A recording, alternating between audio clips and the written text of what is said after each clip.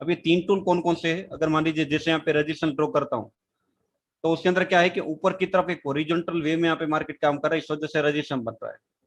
अगर यहाँ पे सपोर्ट ड्रॉ कर रहा हूँ तो क्या है कि नीचे की तरफ हॉरिजॉन्टल लाइन है, यानी कि अल्टीमेटली मार्केट के अंदर एक जो टेक्निकल टूल है वो क्या है? Horizontal line. अब दूसरा टेक्निकल टूल कौन सा है? एक है हॉरिजॉन्टल लाइन, दूसरा है ट्रेंड लाइन।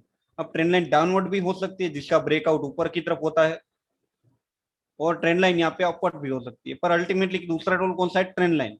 और तीसरा टूल कौन सा है? इटसेल्फ राउंडिंग फॉर्म में काम कराना। तो दोस्तों अगर यहाँ पे दुनिया की कोई भी पैटर्न को देखेंगे, उनमें से ज्यादातर ऑलमोस्ट यहाँ पे 90% से ज्यादा पैटर्न इन्हीं 3 टूल के मदद से बनती है, उसके अलावा कोई चौथा टूल नहीं होता। तो अगर हम इन 3 टूल को समझ गए तो प्राइस एक्शन समझ गए, ऑलमोस्ट समझ गए। इन 3 टूल के ऊपर मास्टरी कर ली, बाकी प्राइस एक्शन में कुछ देखने लायक है ही नहीं। समझ आ रहा है? बहुत सिंपल चीज है, पर हम क्या है कि कॉम्प्लिकेटेड चीजों को देखने की आदत पड़ चुकी है। जैसे कि तो मतलब यहाँ पे पैटर्न के तो मैंने तो नाम भी नहीं सुने, तो ऐसी ऐसी पैटर्न यहाँ पे मार्केट के अंदर होती है। डायमंड पैटर्न, फिर ऑल यहाँ तक कि हम सुना है कि यहाँ पे ट्रायंगल पैटर्न है, ascending triangle pattern, descending triangle pattern, कॉन्ट्रैक्टिव है, कप एंड निडल पैटर्न है, फ्लैग पैटर्न है, फिर यहाँ हेड एंड शोल्डर है, कप एंड, ये सारी एक नॉर्मल पैटर्न है। पर मार्केट के अंदर ये भी ठीक है, बुलिश पेनट है, बेरिश पेनट है, बेरिश फ्लैग है, बुलिश फ्लैग है, ये सारी चीजें ठीक है। पर डायमंड पैटर्न है, फिर यहाँ पे पैटर्न के कुछ यहाँ पे 100 तरह के नाम दे देते हैं। तो ऐसी बहुत सारी पैटर्न मार्केट के अंदर अवेलेबल है। पर एक बात समझ लीजिए, पैटर्न जब भी आप देखते हैं 50 तरह के पैटर्न रटेंगे, उसको रटने से कोई फायदा नहीं है।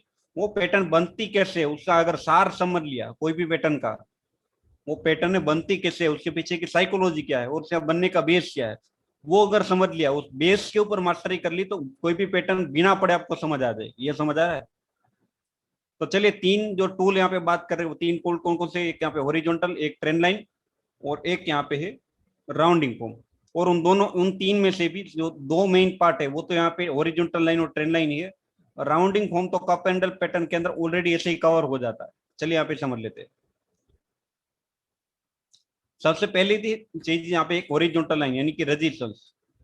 बहुत आसान सी बात लग रही है, पर बहुत सारे लोग ये सिंपल एंड आसान चीज है उसको देख के यहाँ पे काम करने की कोशिश तो करते हैं कि मार्केट यहाँ पे 1 बार 2 बार 3 बार रुकता है, फिर ब्रेकआउट कर देता है, तो यहाँ पे ट्रेड करना है, मार्केट 1 मिनट ऊपर की तरफ अच्छी खासी देगा।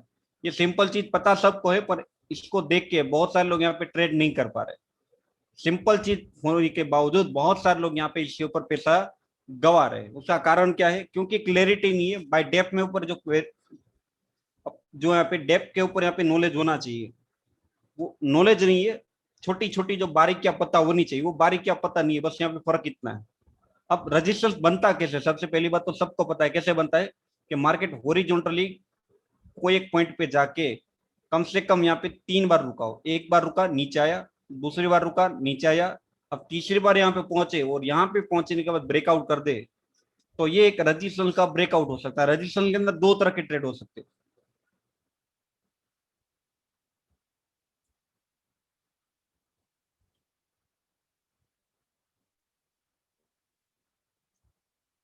रजिस्टेंस के अंदर 2 तरह के ट्रेड हो सकते हैं। एक तो क्या है, ये जो रजिस्टेंस बना हुआ है उसका मार्केट ऊपर की तरफ ब्रेकआउट कर देगा, निकल जाएगा, तो यहाँ पे ब्रेकआउट ट्रेड कर पाएंगे। दूसरा ट्रेड क्या है, तो यहाँ से मार्केट अगर रिवर्स करने की कोशिश करता है, जैसे 1 बार और 2 बार रिवर्स कर चुका है, तो तीसरी बार या चौथी बार जब भी पहुंचे यहाँ पे रिवर्स हो सकता है, इस पॉसिबिलिटी को ट्रेड करना।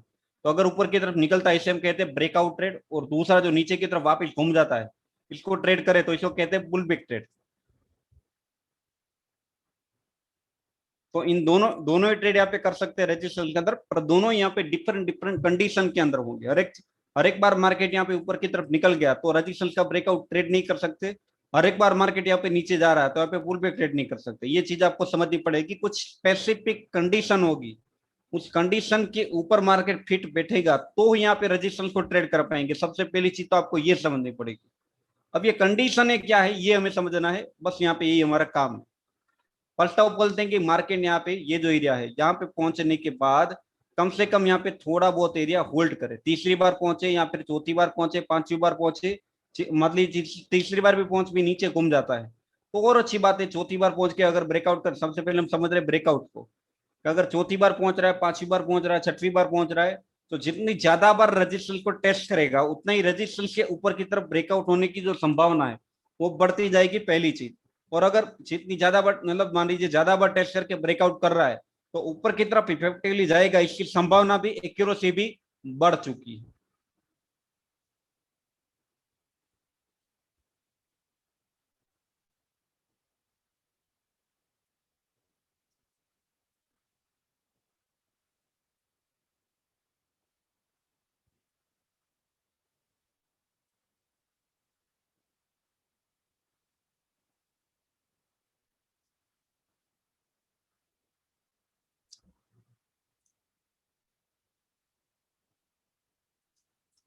यानी कि दोस्तों तीसरी बार पहुंच के मार्केट रिवर्स होता है, चौथी बार रिवर्स होता है, पांचवी बार रिवर्स होता है, जितनी ज्यादा बार टेस्ट करेगा उतनी ब्रेकआउट होने की संभावना बढ़ रही है। अब बात ये आती है कि ट्रेड कब पर है। मान लीजिए नीचे की तरफ से स्टॉक यहाँ पे वन वे घुमाते ऊपर की तरफ ब्रेकआउट कर रहा है, तो इस ब्रेकआउट के ऊपर क्या ट्रेड कर पाएंगे? नहीं कर पाएंगे। कब कर पाएंगे? तो मार्केट कम से कम यहाँ पे पहुंचने के बाद कुछ समय तक होल्ड करे। अब होल्ड करने को बैंक निफ्टी के परसेप्शन में देखे, first of all thing, bank Nifty index के परसेप्शन में देखे तो ये कितना हो सकता है? ये जो सारी चीजें है अल्टीमेटली तो सारे टेक्निकल और टाइम फ्रेम के ऊपर लागू है। अगर इसको स्टॉक्स में भी देखते हैं तो भी लागू है, पर अब स्पेसिफिक हम बात कर रहे हैं बैंक निफ्टी के परसेप्शन में। अगर आप बैंक निफ्टी के अंदर 1 मिनट का चार्ट लगा रहे हैं और यहाँ पे रेजिस्टेंस आपको दिख रहा है, तो बैंक निफ्टी के परसेप्शन में बात कर रहे हैं तो ये रेजिस्टेंस अगर ऊपर की तरफ ब्रेकआउट करने की कोशिश कर रहा है तो कम से कम 5-6 कैंडले रेजिस्टेंस के आसपास जाके होल्ड करनी चाहिए। कम से कम 5 से 6 कैंडले होल्ड करनी चाहिए। ज्यादा है 7 है 8 है 10 है ज्यादा है, उससे ज्यादा है तो और अच्छी बात है, पर कम से कम 5-6 कैंडल होल्ड करती है तो क्या होगा? कारण क्या है होल्ड करने का दोस्तों? अगर मार्केट मान लीजिए नीचे से वन वे चलते हुए ब्रेकआउट कर देगा तो आपका जो एसएल होगा वो कहां पे लगेगा? मार्केट के अंदर जहां पे भी नियर स्विंग लो लगा है वो आपका एसएल बनेगा। अगर यहाँ पे होगा तो इतना बड़ा लगेगा, अगर बीच में मार्केट कुछ इस तरह से आया है तो यहाँ पे लगेगा, अगर यहाँ पे बीच में 1-2 बार करते हुए तो नियरेस्ट जो स्विंग लो है वो आपका एसएल बनेगा। अब जो स्विंग लो होते हैं जनरली यहाँ पे क्या होता है कि थोड़ा एसएल जो उनका होता है बड़ा होता है। तो अगर एसएल बड़ा है तो एसएल, बड़े एसएल से बचने के लिए करना क्या पड़ता है दोस्तों कि यहाँ पे मार्केट हायर एंड पॉइंट पे जाके होल्ड करे, ताकि होगा क्या कि अब मार्केट ब्रेकआउट करता है तो आपका एसएल कितना है? यही जो लो बना है इन सारी कैंडलों का वो लो ही आपका यहाँ पे एसएल है आपका। यानी कि एसएल कम होगा, सबसे पहली चीज। दूसरी चीज, अब मार्केट जितने यहाँ पे बायर यहाँ पे होल्ड करने का मतलब क्या होता है? सबसे पहली चीज होल्ड करना क्यों जरूरी है, ताकि आपको समझ आएगा होल्ड करने का यहाँ पे मतलब क्या है। अगर मार्केट दोस्तों मान लीजिए नीचे की तरफ से वन वे घुमाते हुए ऊपर की तरफ जा रहा है, अब यहाँ से मार्केट मान लीजिए वन ब्रेकआउट कर भी देता है नीचे से वन चलते हुए, तो होगा क्या कि जिन लोगों ने यहाँ से बाई किया, यहाँ से बाई किया, यहाँ से बाई किया, यहाँ से बाई किया, उनको वन वे प्रॉफिट हो रहा है। मार्केट कहीं पे भी रुक नहीं रहा। तो जो भी लोग यहाँ से चढ़े थे कहीं ना कहीं उनको प्रॉफिट हो रहा है, क्योंकि मार्केट नीचे से वन वे चला है। तो अगर वन वे मार्केट काट भी देता है ऊपर की तरफ तो वो सारे लोग अभी भी क्या कर रहे होंगे? ट्रेलिंग कर रहे होंगे। तो मार्केट हल्का सा भी काटने के बाद हल्का सा भी नीचे आया तो जो भी लोग यहाँ पे बैठे हैं, यहाँ से यहाँ से यहाँ से यहाँ से, उन सबको प्रॉफिट हो रहा है। इस वजह से वो सब लोग यहाँ पे अपना माल जो है वो काटने की कोशिश करेंगे, यानी कि डबल प्रेशर आएगा। सबसे पहली चीज, 2 बार यहाँ पे मार्केट रिवर्स हो चुका है, यानी कि ये सेलर पॉइंट है। तो सेलर पॉइंट है, इस वजह से नए बायर भी यहाँ पे वापस नीचे की तरफ जाएगा तो इकट्ठे होंगे। और दूसरी, जिन लोगों ने ऑलरेडी बाई किया है वो भी यहाँ पे सेल करने की कोशिश करेंगे अगर मार्केट यहाँ पे ऊपर से रिवर्स होता है तो इस वजह से डबल प्रेशर मार्केट नीचे आएगा। और जिन लोगों ने यहाँ पे ब्रेकआउट पे बाई किया है वो सारे लोग यहाँ पे फंस जाएंगे और मार्केट नीचे घुमा के, अगर नीचे मान लीजिए अब यहाँ पे ऊपर जाना तो भी जा सकता है, पर एक बार जो लोग यहाँ पे एंट्री करे उनके बीच में तुक्के लगा के जो भी एसएल लगे वो काट काट देगा। और अगर किसी ने यहाँ पे एंट्री करके एसएल इतना बड़ा लगाया है तो एसएल तो मार्केट अगर मान लीजिए 10 में से 3 बार भी काट दिया तो भी उनका नुकसान बहुत बड़ा होना है। यानी कि अल्टीमेटली आपको करना क्या पड़ेगा कि आपकी कंडीशन में मार्केट को फिट बैठने देना पड़ेगा। अब कंडीशन कौन कौन सी बनेगी ये समझना पड़ेगा कि अगर मार्केट नीचे से वन वे चलते हुए आ रहा है, बीच में यहाँ पे स्विंग लो अगर बहुत बड़े हैं नीचे की तरफ, तो आपको करना क्या पड़ेगा?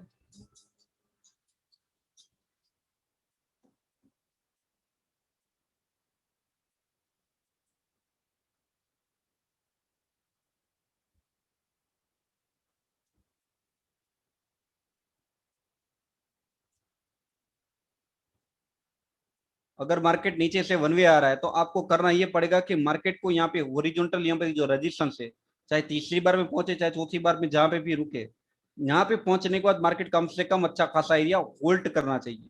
इस वजह से हमारा जो एसएल होगा यहाँ से शिफ्ट होकर कहाँ पे हो जाएगा? जहां पे अब मान लीजिए यहाँ पे ये जो होल्ड करना है इसके सीनियर डिफरेंट हो सकते हैं, जैसे अल्टीमेटली तो कंडीशन एक ही है पर सीनियर डिफरेंट हो सकते हैं। सीनियर क्या डिफरेंट हो सकते हैं, तो मान लीजिए नीचे की तरफ होल्ड नहीं करता, ऊपर की तरफ पहले यहाँ पे ब्रेकआउट कर देता है और ऊपर जाके होल्ड करता है।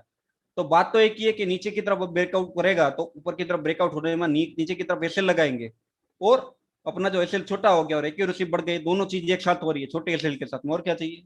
अगर मार्केट मान लीजिए ऊपर भी ब्रेकआउट करने के बाद होल्ड नहीं करता पर बीच में जाके रेंज बना के होल्ड करता है, तो भी बात तो एक ही कि रेजिस्टेंस के एरिया के पास जाके होल्ड कर लेगा, और अब ब्रेकआउट होगा तो ट्रेड कर लेंगे इन सारी कैंडलों का। अब ये जो सारी चीजें हैं उसकी मदद से एक चीज ऑलरेडी एक कंफ्यूजन था वो क्लियर हो रहा होगा। कंफ्यूजन कई बार क्या होता है कि मान लीजिए फॉर एग्जांपल के लिए 500 रुपए एक रेजिस्टेंस है। रेजिस्टेंस क्या होता है कि एरिया होता है, कोई क्लियर कट पॉइंट नहीं होता कि 500 रुपए पिन पॉइंट यहाँ पे रेजिस्टेंस है। हो सकता है यहाँ पे एक बार जब आया पहली बार वो 495 रुपए हो रेजिस्टेंस यहाँ पे पहली बार पे, दूसरी बार मार्केट जब आया वो 504 रुपए हो रेजिस्टेंस, तीसरी बार जब मार्केट पहुंचा तो एग्जैक्ट यहाँ पे 501 के आसपास हो। तो एग्जैक्टली यहाँ पे एंट्री मतलब एंट्री कब करनी होती क्लियर नहीं आता कि 495 के ऊपर करे, 500 रुपए राउंड फिगर के ऊपर करे, 501 के ऊपर करे, 504 के ऊपर करे, एग्जैक्टली यहाँ पे एंट्री कब करे ये कंफ्यूजन होता है जब यहाँ पे नेकेट यहाँ पे ब्रेकआउट को हम ट्रेड करते हैं। ये क्लियर हो रहा है। पर जब मार्केट होल्ड कर लेता है दोस्तों, अब ये जो कंफ्यूजन है आपका क्लियर हो जाता है कि आपको एंट्री करनी है, मोटा मोटी इसको पॉइंट किस पॉइंट ऑफ व्यू देखना है कि ये एक एरिया है जहां पे रजिस्टर मिल रहा है और एरिया के आसपास जाके मार्केट खड़ा रहता है, तो अब इनमें से जिसका हाई ज्यादा है उस हाई के ऊपर मार्केट निकले तब यहाँ पे ट्रेड करना है। ये क्लियर हो रहा है। अब यहाँ पे मार्केट ये जो हाई बने मतलब वोल्ट किया है उसका हाई काटे तो यहाँ पे एंट्री कर दे। पीछे वाले हाई तो सिर्फ प्रेफरेंस के लिए कि यहाँ पे एरिया को फाइंड करने के लिए, पीछे वाले हाई का लंबा चौड़ा कोई पिन पॉइंट में यहाँ पे महत्व नहीं है। क्लियर है। अब उसके बजाय एक और सीनियर हो सकता है, चौथा सीनियर, अगर मार्केट मान लीजिए ये जो रजिस्टेंस बना हुआ है उस रजिस्टेंस के जस्ट नीचे से जाके होल्ड करने लगता है।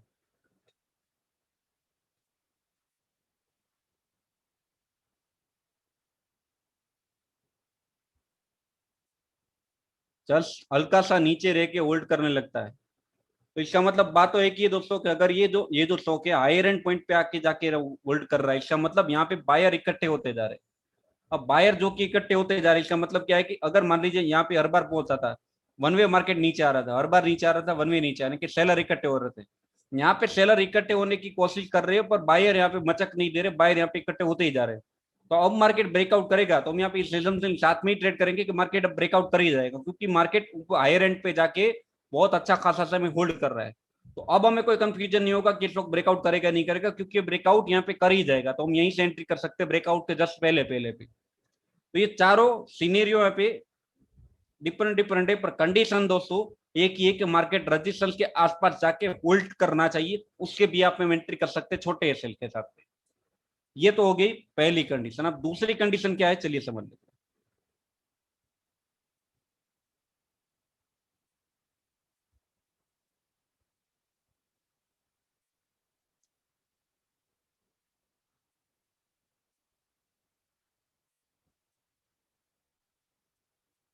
अगर दोस्तों मार्केट यहाँ से वन वे ब्रेकआउट कर देता है नीचे से चलते हुए, तो अगर वन वे ब्रेकआउट करने के बाद मार्केट नीचे आता है, ये जो लेवल बना उसको रिटेस्ट करता है और फिर ऊपर की तरफ निकलता है, तो इसका मतलब क्या होगा कि पहले मार्केट ने वन वे ब्रेकआउट कर दिया, ऊपर की तरफ चला भी गया, यहाँ पे हमें मौका नहीं दिया।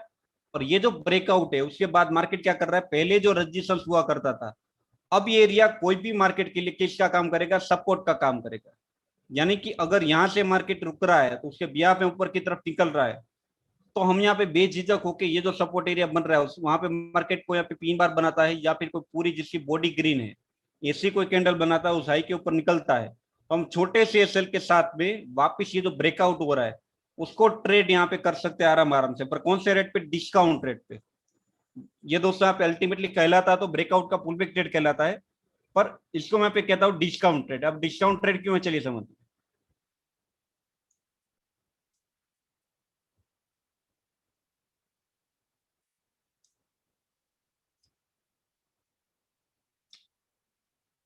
यहाँ पे मार्केट ऊपर की तरफ निकला यानी कि ऑलरेडी मार्केट महंगा हो चुका, पर नीचे की तरफ रिटेस्ट करके आपको सस्ते रेट पे माल मार्केट एक बार देने आता है, यानी कि मार्केट डिस्काउंट पे आपको यहाँ पे माल प्रोवाइड करता है।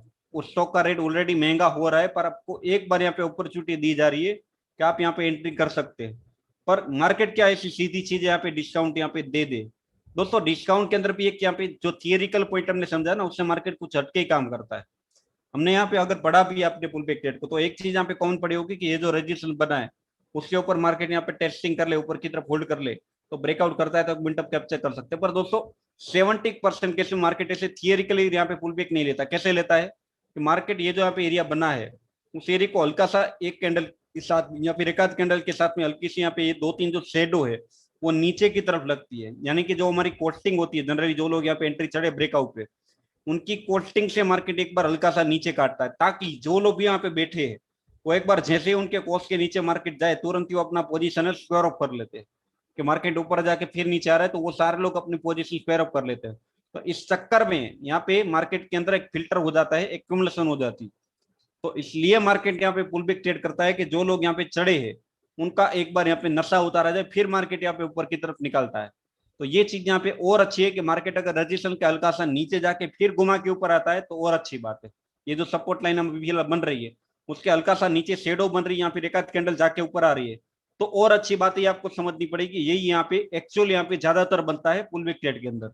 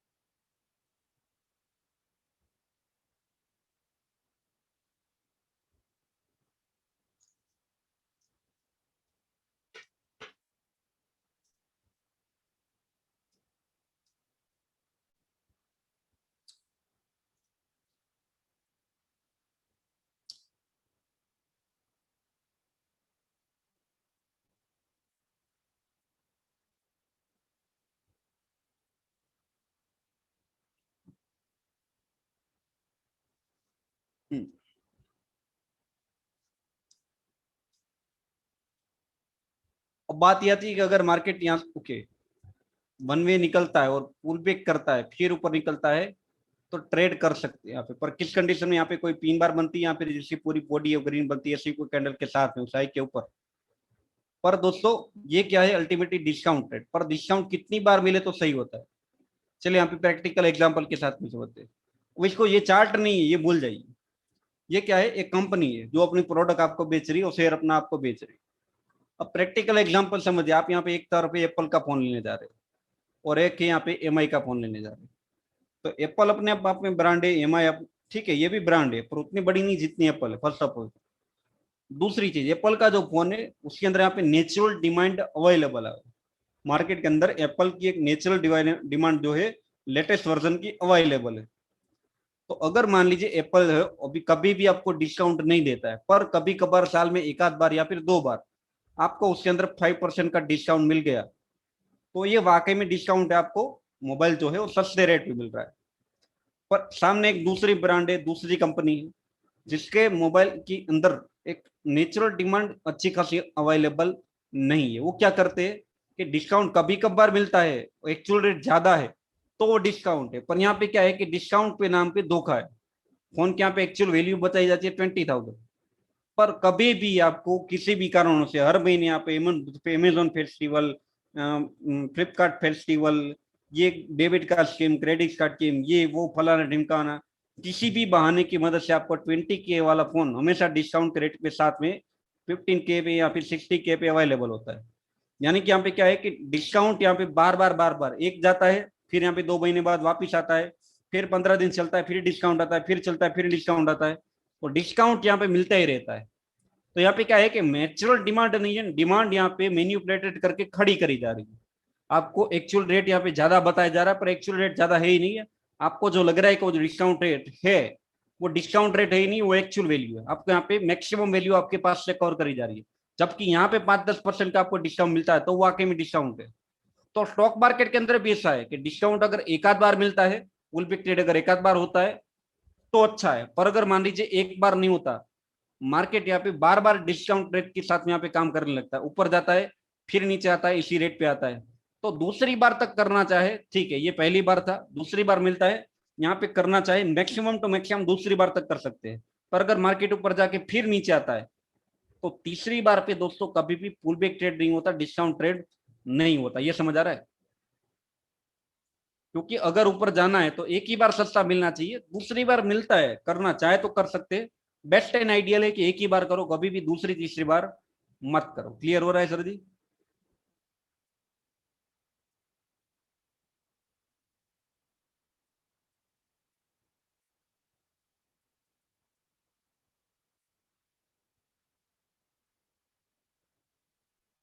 ये ब्रेकआउट का पुल पे क्लियर है सर जी?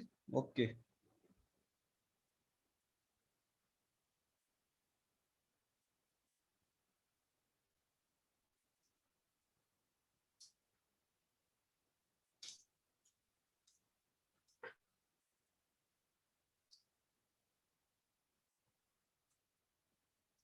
अब तीसरा तरीका क्या है? ये तो हो गया एक तरीका पुल बैक का। अब तीसरा तरीका क्या है कि अगर मार्केट यहाँ पे रेजिस्टेंस बना रहा है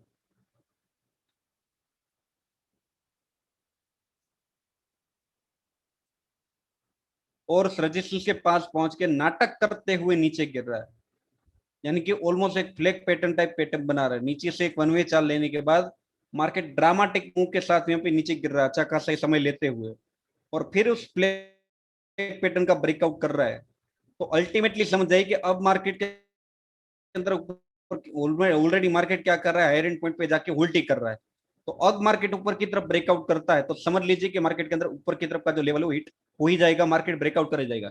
यानी कि हम यहाँ पे ब्रेकआउट होने से पहले एजम्पशन कर सकते हैं कि मार्केट का ऑलरेडी ब्रेकआउट होने ही वाला है और नीचे के लेवल से हम एंट्री कर सकते हैं, ये छोटा सा ऐसे लगा कि क्लियर हो रहा है? तो ये तीन कंडीशन है जिसके अंदर मार्केट फिट बैठता है तो आप रजिस्टेंस के ब्रेकआउट पर ट्रेड कर सकते हैं। चलिए चार्ट के ऊपर देखते हैं कि कहाँ पे कर सकते हैं। बैंक निफ्टी के ऊपर यहाँ पे रिसेंटली कहाँ कहाँ पे यहाँ पे रजिस्ट्रेशन के एग्जांपल बने हैं, उसको देखते हैं समझते हैं, और यहाँ पे कहाँ पे कैसे ट्रेड करना है ये सारी चीजें समझते हैं। जैसे यहाँ पे ये जो एरिया है, पीछे भी हम यहाँ पे कल भी बात करी थी कि ये जो एक एरिया है वहां पे मार्केट के अंदर 1 मिनट टाइम फ्रेम में बार बार मार्केट होल्ड कर रहा है। अब होता क्या है कि जनरली मार्केट जैसे यहाँ पे इवन बैंक निफ्टी के अंदर भी मार्केट नीचे से वन वे ब्रेकआउट कर देता है, हम यहाँ पे एंट्री कर लेते, ये सबसे बड़ी गलती है। समझ आ रहा है? क्योंकि इतना बड़ा आप एसएल उठा नहीं सकते, अगर उठाएंगे तो एसएल बहुत बड़ा हो जाएगा, और अगर मार्केट वन वे ब्रेकआउट करता है तो आपको एंट्री करना ही नहीं है। यहाँ पे मार्केट इस वाले एरिया में कुछ कंडीशनें बनाता है, आपके सेटअप में फिट होता है। अगर वन वे ब्रेकआउट करता है तो कुछ नहीं करना सर जी, बैठे रहना, हो सकता है मार्केट वन वे भी भाग सकता है, फिर उसके बाद दूसरी कुछ यहाँ पे कंडीशन आएगी उसके भी आप एंट्री कर सकते हैं। पर अगर मार्केट रजिस्टेंस के ब्रेकआउट को आपको ट्रेड करना है, थोड़ा पैशनेट बनना पड़ेगा। हो सकता है अगर आप 10 यहाँ पे रजिस्टेंस के सेटअप को आपके सामने देख रहे हैं, उनमें से दो तीन जो होंगे वो आपके सामने यूं ही भाग जाएंगे, वो आपके पकड़ में आएंगे ही नहीं, वो ऊपर जाके पकड़ में आएंगे। तो जाने दीजिए, अगर दो तीन आपके सेटअप पे पकड़ नहीं आ रहे तो उनको जाने देना है। अगर मार्केट के अंदर एसएल अगर बहुत बड़ा है, मान लीजिए जैसे ये स्विंग लो बना है, ऊपर की तरफ से स्विंग लो बना है फिर ऊपर जा रहा है मार्केट, तो अगर स्विंग लो छोटा है तो कोई दिक्कत नहीं, यहाँ पे अगर मार्केट रुकता नहीं है तो भी कर सकते हैं। पर अगर दोस्तों स्विंग लो बड़ा है तो आपको कंपलसरी वेट करना पड़ेगा कि मार्केट ये वाले पॉइंट के आसपास जाके हमारी जो तीन कंडीशन है उसमें से कुछ एक कंडीशन फिल करे। अगर मार्केट मन में ब्रेकआउट कर देगा तब भी चांसेस है कि मार्केट डिस्काउंट रेट पे माल देगा, तो यहाँ पे एंट्री कर सकते हैं। पर ये तीन में से कोई कंडीशन बन जाए उसका हमें क्या करना है, वेट करना है, पेशेंस के साथ में यहाँ पे देखना है कि मेरी कंडीशन में फिट होगा तो ही मैं इसको ट्रेड करूंगा। अब जैसे यहाँ पे ये जो एरिया है यहाँ पे भी एक रजिस्ट्रेशन का सेटअप बन रहा था, वो ट्रेड मैंने पोस्ट भी किया था। पर यहाँ पे क्या हो रहा है कि मार्केट ये जो एरिया तीसरी बार जब पहुंचा, एक बार रुका नीचे आ गया, दूसरी बार पहुंचा नीचे आ गया, तीसरी बार पहुंचा ऑलमोस्ट अच्छा खासा समय होल्ड भी किया। अगर मान लीजिए यहाँ से ब्रेकआउट कर देता ऊपर की तरफ तो हम एंट्री कर सकते थे, पर मार्केट क्या कर रहा है, यहाँ से भी नीचे जा रहा है, वापिस ऊपर घुमा रहा है। तो अब चीज क्या है कि एसएल जो आपका कहाँ पे, ये जो स्विंग लो बना ऊपर की तरफ से मार्केट नीचे गया फिर ऊपर जा रहा है, ये जो स्विंग लो बना वो आपका एसएल है। अगर ये एसएल आपका एफोर्डेबल है, अगर बैंक निफ्टी के परसेप्शन में बात करें तो एफोर्डेबल स्टॉप लॉस कितना होता है दोस्तों, बैंक निफ्टी के अंदर 80 पॉइंट तक का जो एसएल है, बैंक निफ्टी इंडेक्स की बात कर रहा हूँ, बैंक निफ्टी इंडेक्स के अंदर 80 पॉइंट तक का एसएल जो है वो नॉर्मल होता है। और बैंक निफ्टी इंडेक्स के अंदर हमारा जो टारगेट होता है जनरली यहाँ पे 125 पॉइंट से लेके 150 पॉइंट तक का एक मिनिमम हमारा टारगेट होता है। समझ आ रहा है? 125 पॉइंट से लेके 150 पॉइंट तक का हमारा मिनिमल टारगेट होता है। अगर मार्केट के अंदर आपका एसएल 80 पॉइंट के लमसम है, उसके आसपास है, तो बिल्कुल आप बेझिझक होकर यहाँ पे ट्रेड कर सकते हैं अगर मार्केट होल्ड नहीं भी करता। जैसे हमारी 3 कंडीशन है कि मार्केट यहाँ पे पहुंचने के बाद होल्ड करना चाहिए, या फिर ऊपर की तरफ जाके होल्ड करना चाहिए, या फिर मार्केट ऊपर की तरफ जाके पुल बैक लेके नीचे से ऊपर जाना चाहिए। पर ये कंडीशन है कब है, जब नीचे की तरफ यहाँ पे एसएल हमें बड़ा दिख रहा हो तब की बात है। अगर मार्केट के अंदर इटसेल्फ एसएल ही छोटा है, जो भी बहुत अच्छे खासे बेस के साथ में बना है, तो अगर एसएल छोटा है, अच्छे खासे बेस के साथ में बना है, तो अगर वो एसएल छोटा है तो आप यहाँ पे ब्रेकआउट वन वे भी होता है तो भी ट्रेड कर सकते हैं। ये पॉइंट आपको समझना पड़ेगा। क्लियर है सर जी?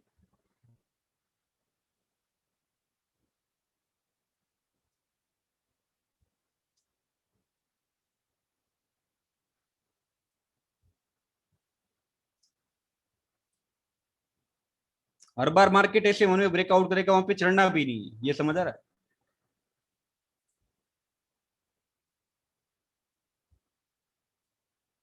जैसे लास्ट में बनाने की कोशिश करी थी, जैसे कि यहाँ पे ये जो एरिया है, यहाँ पे मार्केट क्या कर रहा है, बार बार जाके उसी रजिस्टेंस के आसपास जाके ऑलमोस्ट एक बार, दो बार, तीन बार, चार बार उसी पॉइंट के आसपास जाके मार्केट बार बार होल्ड कर रहा है। अब जब भी यहाँ पे मान लीजिए स्पाइक लगाई, मार्केट क्या कर रहा है, नीचे से वन वे जा रहा है। मान लीजिए ये जो पिछला वाला है मार्केट ने काट भी दिया, एक बार, दो बार, तीन बार मार्केट पहले होल्ड करा है, पर यहाँ पे एंट्री क्यों नहीं बनती, ये समझ आ रहा है अभी सर? जहाँ पे ये पहला पॉइंट है, ये दूसरा पॉइंट है, तीसरा पॉइंट है, अगर ये चौथा पॉइंट भी है, तीसरा पॉइंट है, जो भी है, अगर मार्केट यहाँ पे ब्रेकआउट कर भी रहा है तो भी एंट्री क्यों नहीं बन रही, ये समझ आ रहा है? क्योंकि होल्ड नहीं किया और नीचे से वन वे चलते हुआ रहा है। अब जब मार्केट नीचे से यहाँ पे पहुंचा है तो होल्ड कर रहा है ऑलमोस्ट रजिस्टेंस एरिया के पास पहुंच के, ये पूरा एरिया होल्ड किया और अब ब्रेकआउट कर रहा है, तो अब यहाँ पे एंट्री कर सकते हैं। समझ आ रहा है? क्योंकि एसएल अब आपका छोटा है, ये जो एरिया है वो आपका बहुत छोटा सा एसएल है।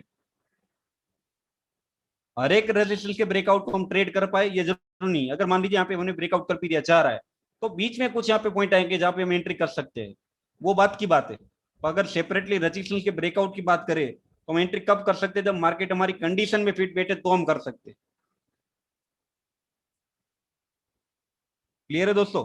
1 मिनट के टाइम फ्रेम के ऊपर बैंक निफ्टी को किससे ट्रेड कर सकते हैं? सबसे पहली चीज, अब ये जो रजिस्टेंस है, कोई भी टेक्निकल जो आगे हम सीखेंगे, दोस्तों एक बात समझ लीजिए, अगर बैंक निफ्टी इंडेक्स के चार्ट के ऊपर आपको इंट्राडे करना है, इंडेक्स के चार्ट की बात कर रहा हूं, तो टाइम फ्रेम तो आपको लगानी है 1 minute, first of all thing हमेशा। दूसरी चीज, कोई भी पैटर्न देखे कम से कम मिनिमम 1 आवर की होनी चाहिए, यानी कि ये पहले पॉइंट से लेके मार्केट का जहां पे भी ब्रेकआउट हो रहा हो उसके बीच में कम से कम 60 मिनट होनी चाहिए, या फिर 60 कैंडल कह लो या फिर 1 आवर कह लो, जो भी कह लो। यहाँ पे lump sum lump sum 55 to 60 candle minimum होनी चाहिए।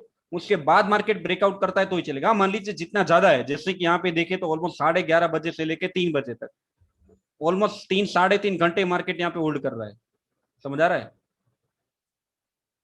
तो ये तो अच्छी बात, जितना ज्यादा समय लेगा उतना तो अच्छा है, पर 3 से साढ़े मतलब यहाँ पे कम से कम 1 घंटा है वो कंपलसरी। मान लीजिए 30 मिनट के अंदर कोई छोटा सा रजिस्ट्रेशन बना, उसका मार्केट यहाँ पे ब्रेकआउट कर रहा है, तो उसको ट्रेडिंग करना है। ये समझ आ रहा है?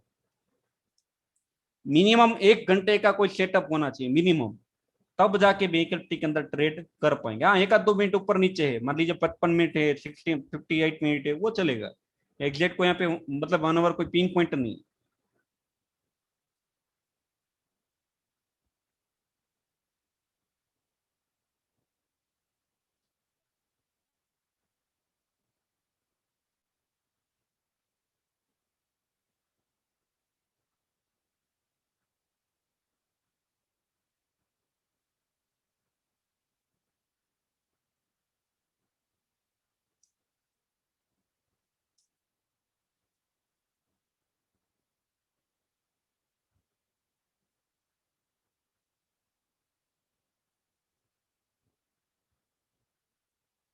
जैसे कि इस वाले पॉइंट को देखिए, जो एनएससी ग्लिच वाला डे, उसके अंदर एक ट्रेंड लाइन थी हालांकि, और साथ साथ में एक ओरिजेंटल रेजिस्टेंस भी बन रहा था इसी पॉइंट के आसपास से। समझ आ रहा है? ये एक बार है मार्केट, दूसरी बार रुक रहा है, और वो तीसरी बार पहुंच के अगर नीचे से जैसे यहाँ पे वन वे ब्रेकआउट कर देता तो कुछ नहीं करना। समझ आ रहा है?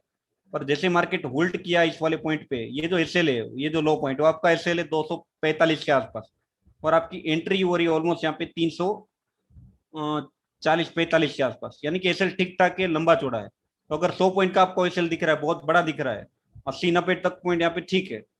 और अगर उससे बड़ा दिख रहा है तो आप क्या कर सकते हैं, वेट कर सकते हैं मार्केट एक बार ऊपर निकले, फिर रिटेस्ट करे। यहाँ पे रिटेस्ट करने के बाद वापिस ऊपर जा रहा है, यहाँ पे मार्केट ने आपको सेकंड चांस दे रहा है, समझ आ रहा है।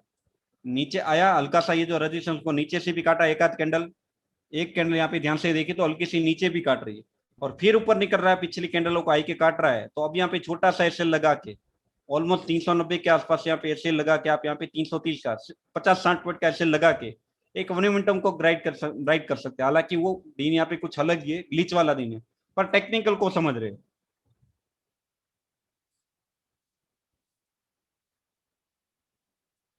1 आवर तक का मोमेंटम देखना होगा, नहीं ये नहीं, 1 आवर के मोमेंटम की देखने की बात नहीं है, कंफ्यूजन कंडीशन नहीं समझे। ये पहला पॉइंट है, ये दूसरा पॉइंट है, और ये ब्रेकआउट पॉइंट है तीसरा। जब भी पहले पॉइंट और ब्रेकआउट पॉइंट के बीच में मिनिमम 1 आवर का जहां पे भी ब्रेकआउट हो रहा है, ये कम से कम 1 घंटे बाद होना चाहिए पहले पॉइंट के।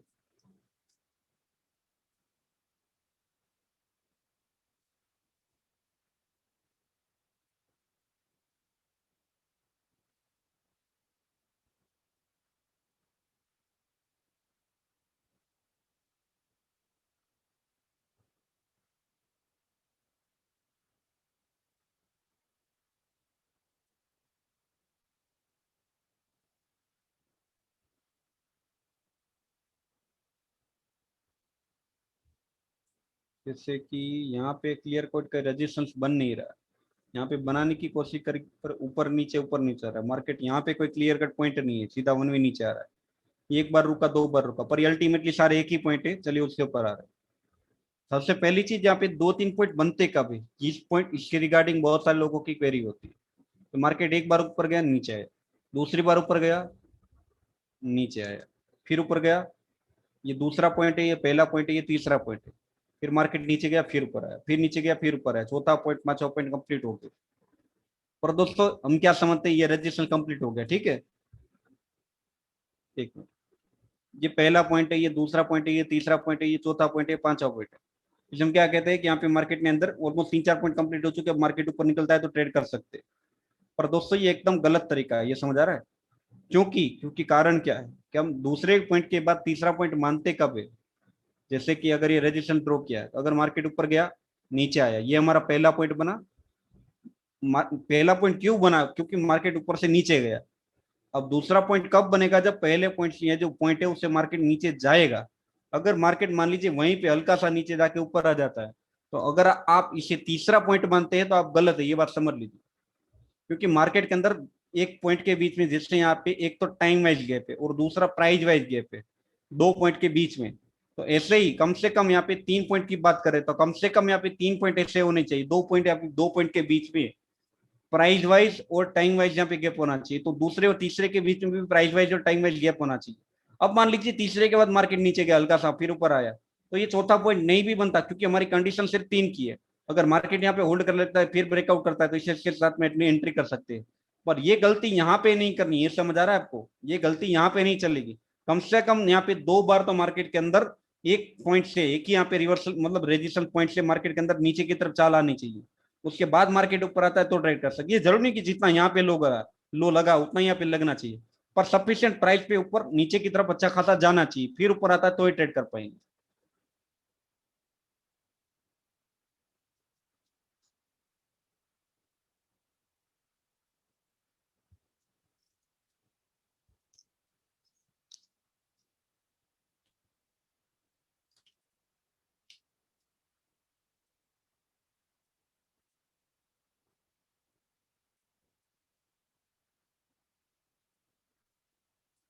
अगर मार्केट ऊपर गया फिर नीचे आया, ये हमारा पहला पॉइंट बना, कब बना, जब मार्केट नीचे पहुंच गया। मार्केट ऊपर गया तो ये दूसरा पॉइंट कब बनेगा, जब मार्केट नीचे आएगा, तब ये दूसरा पॉइंट बनेगा। अगर मार्केट मान लीजिए इसी पॉइंट के आसपास आसपास घूमता रहता है, तो इसे हम तीसरा पॉइंट, इसे चौथा पॉइंट ये नहीं मान सकते, क्योंकि ये सारा हिस्सा दूसरे पॉइंट का एक पार्ट है। अब मार्केट नीचे जाएगा तो ये दूसरा पॉइंट कंप्लीट होगा, फिर ऊपर आएगा, तब ये तीसरा पॉइंट बनेगा। क्लियर हो रहा है। अब सेम चीज यहाँ पे जो चार्ट देख रहे हो उसके अंदर है कि यहाँ पे तो कुछ है ही नहीं। अब जब मार्केट यहाँ पे एक बार रुक के नीचे गया, तो अगर इसे हम दूसरा पॉइंट मान रहे तो हम गलत है, क्योंकि मार्केट तो जस्ट यहाँ पे होल्ड कर रहा है। ये समझ आ रहा है? तो प्राइस वाइज और टाइम वाइज गैप होगा 2 पॉइंट के बीच में, तो यहाँ पे पॉइंट बनेंगे। अब ये एक ही पॉइंट है, मार्केट नीचे जाता है फिर ऊपर की तरफ आता है ऑलमोस्ट उस रजिस्टेंस के आसपास। एग्जैक्ट एरिया भी क्लियर कट कोई नहीं है यहाँ पे। अगर इसको पहला पॉइंट मानते हैं तो दूसरा पॉइंट रुका है, तीसरा पॉइंट मार्केट ब्रेकआउट कर रहा है, तो एग्जैक्टली एंट्री कहाँ पे करनी है, कोई क्लियर कट यहाँ पे एरिया बन नहीं रहा, तो उसको छोड़ना पड़ेगा। हो सकता है यहाँ पे मार्केट मोमेंटम करे भी, जैसे 150 से मार्केट 300 तक 150 पॉइंट की मोमेंटम कर रहा है, पर अगर कंडीशन में फिट नहीं बैठ रहा है तो ट्रेड नहीं करना। ओके, यहाँ पे क्लियर कट एक कंडीशन बन रही है। ये जो एरिया है रेजिस्टेंस, एक बार दो बार ऑलमोस्ट मार्केट यहाँ पे ये दूसरे पॉइंट का हिस्सा है, मार्केट नीचे जाता है, तीसरा पॉइंट बनाता है। अब दोस्तों कई बार क्या होता है, चलिए ये रेजिस्टेंस का हिस्सा कह सकते हैं, एक बार बना, ऑलमोस्ट दूसरी बार बना, नीचे आया, तीसरी बार बना, और अब यहाँ से मार्केट वन वे ब्रेकआउट कर रहा है। तो अगर एसएल छोटा है तो वन वे ब्रेकआउट पे एंट्री कर सकता है। अगर एसएल बड़ा है, मान लीजिए एसएल जो यहाँ पे बड़ा ही है 750 से ऑलमोस्ट यहाँ पे 850 मतलब 840 आता है, एसएल ठीक ठाक बड़ा ही है, तो वेट करना पड़ेगा कि कब मार्केट यहाँ पे कुछ कंडीशन बनाए, होल्ड करे या फिर ऊपर होल्ड करे या फिर कुछ करे। अगर इनमें से कुछ नहीं करता, तो अगर मार्केट मान लीजिए 200 ऊपर की तरफ जाके होल्ड कर रहा है, 5-7 कैंडल है, और फिर ब्रेकआउट कर रहा है वापस ऊपर की तरफ, तो छोटे से एसएल के साथ में वापस एंट्री कर सकती है। ये चीज आपको समझ आनी चाहिए। अगर जस्ट ऊपर गया है और ऊपर जाके होल्ड कर रहा है, जस्ट हल्का सा ऊपर जाने के बाद, तो बिल्कुल यहाँ पे एंट्री कर सकते हैं। जो एंट्री हम यहाँ पे नहीं कर पाए वो एंट्री यहाँ के पे कर सकते हैं, ये आपको समझना पड़ेगा। क्लियर है?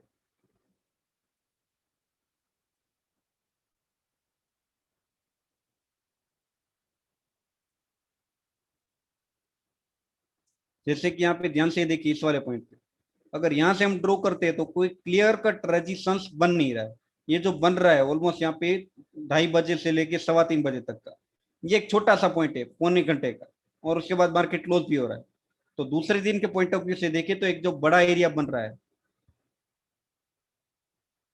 वो बड़ा एरिया इसी पॉइंट के आसपास बन रहा है। एक बार मार्केट ऑलमोस्ट रुका है, दूसरी बार रुक रहा है, तीसरी बार भी ऑलमोस्ट उसी एरिया के आसपास जाके रुक रहा है, तो अब मार्केट ब्रेकआउट कर रहा है, तो आप यहाँ पे एंट्री कर सकते हैं।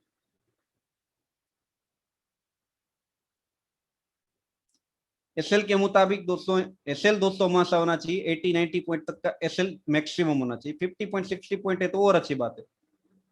टारगेट कितना होना चाहिए उसके ऊपर बात आएंगे, पर टारगेट मिनिमल कितना है, 125 पॉइंट से लेकर 150 पॉइंट।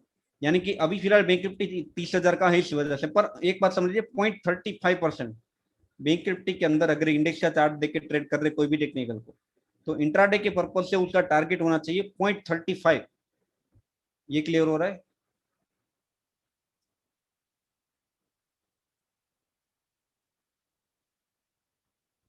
अब यहाँ पे तो रजिस्ट्रेशन सही नहीं, अल्टीमेटली क्या बन रही है, ट्रेंड लाइन बन रही है। ट्रेंड लाइन क्या है, कैसे आगे समझ रहे हैं, पर अल्टीमेटली अगर ये रजिस्ट्रेशन के अंदर भी फिट बैठ रहा है तो उसको ट्रेड कर ही सकते हैं।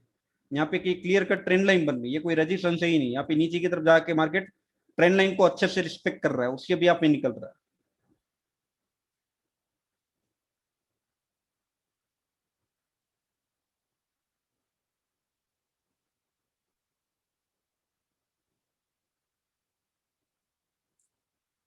और कोई भी ट्रेंड लाइन दोस्तों जब ब्रेकआउट करती है, तो जब अपने प्रीवियस हाई के पास पास पहुंचती है, तो एक बार वो रजिस्ट्रेशन का भी सेटअप बन सकता है। ये चीज आपको समझनी पड़ेगी।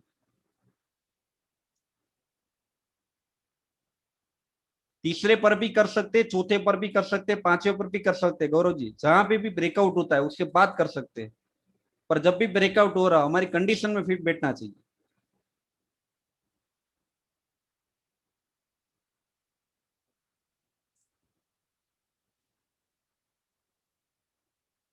चलिए रेजिस्टेंस के सेटअप बैंक निफ्टी के अंदर अभी फिलहाल इतने। हाँ जी।